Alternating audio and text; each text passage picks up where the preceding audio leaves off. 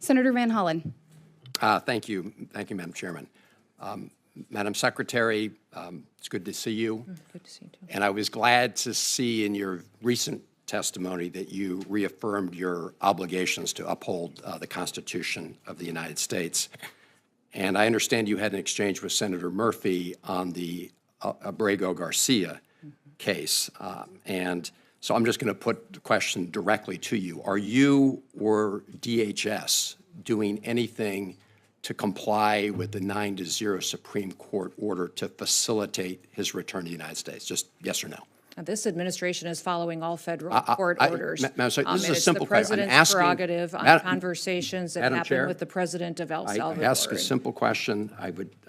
We have a limited amount of time. I just asked you, Madam Secretary, whether or not you or the Department of Homeland Security are taking any action to facilitate the 9-0 Supreme Court decision to facilitate his return. This is a very simple question. Are you taking any action to facilitate his return, or are you not? This administration is following and complying with all federal court orders to make sure that we So you are, because the court ordered that you facilitate his return, so you are facilitating his return. Sir, Senator, thank you for the question, but what I would Madam tell you Secretary, is that we are following court orders Madam and Secretary, that your advocacy for a known terrorist is alarming to me. Madam Secretary, it's alarming to me because he's a human smuggler. Madam Secretary, I'm going to have to reclaim reclaim and my a terrorist, and he's not a U.S. citizen. He's a citizen of El Salvador, and he's home. If he were to come back Madam here, Secretary, we would take him immediately. All right, back I'm going to have El to, Madam Secretary, you should know a couple facts then, which is, number one, in 2019, the immigration court said that he should not be returned to El Salvador because it would put his life in danger. The Trump administration at the time did not appeal that decision. After that, he got a work permit and was working legally in the United States of America. This is also why the district court and the appellate court and the Supreme Court have ruled as they have. I suggest that rather than make these statements here, that you and the Trump administration make them in court under oath, because despite what you just said, the federal district court whose judge is hearing this case right now said, and I'm quoting, that the administration has provided no evidence linking Abrego Garcia to MS-13 or any other terrorist activity.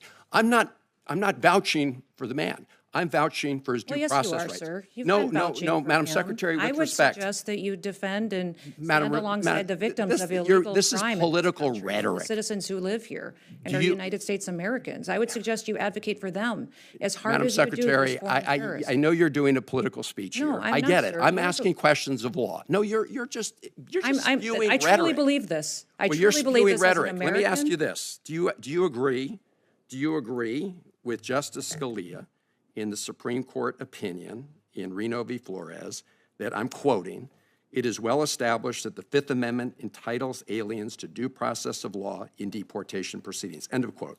Sir, we are utilizing every due process tool that this Congress has afforded us. The Congress decides what due process is appropriate for every situation. Expedited removal is a due process that you have afforded us that we are utilizing. The Alien Enemies Act. I'm going to reclaim my time, time, Madam Secretary. So we are giving due process and using the tools Madam that Secretary, this Congress has given us. This is really, I'm asking sort of simple questions of law, and simple questions like, are you complying with the 9-0 Supreme Court decision? And you seem to think that's some kind of trick question.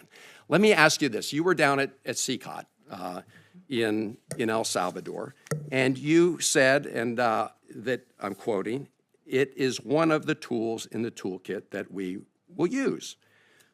And it's well known that the Trump administration is paying the government of El Salvador to keep these individuals, including those who the U.S. courts have determined were illegally taken out of the country in violation of their due process rights. Have you seen the grant document between the United States and the government of El Salvador with respect to the CCOT? It's important that everybody knows the consequences of what happens for their actions in this country. When you break the law and you're a member of a foreign terrorist organization, Madam Secretary, I asked you a question. Have you seen the document? This is not hard. Yes, I have. Okay. And What are the provisions of the doc? So do you know what entities in El Salvador are receiving the funds? Sir, I'm sure you can see this document as well and have looked at it for evaluation. I'm glad you raised that, Madam Secretary, because I sent you a letter along with many of my colleagues here on April 8th asking for, among other things, that document. Will you respond to the letter that we sent? I will respond to your letter. Thank you. Can I get some sense of when? We will take a look at it. I don't remember seeing your letter yet, but I will certainly take a look at it. Well, it's been there over a month. The senator's time has expired. No, Madam Chair. Senator Kennedy? Madam Chair.